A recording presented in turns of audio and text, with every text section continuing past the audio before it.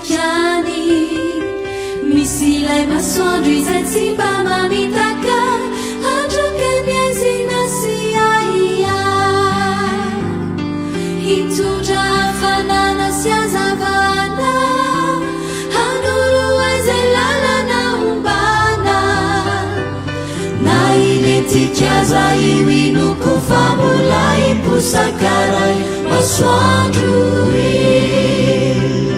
nombola eto antany de tsy maintsy setoa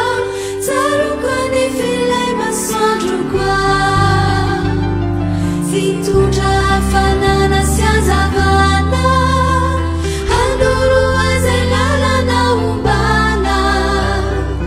na iletikaza io inoko fa mbola imposakaray masoandro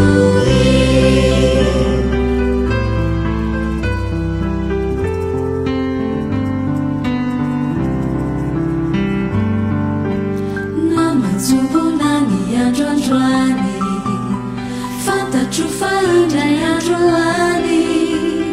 tsy masoandro itsony no fanazavana may fa ilay vonina itrinira tsy lentika itsony izy zay faritra mandraky zay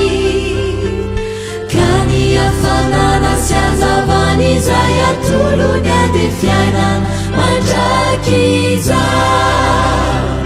raha mbola eto antany de tsy maintsy setoa tsaroko anefilay masoandro koa tsy lentika itsony izy zay faritra mandraky zay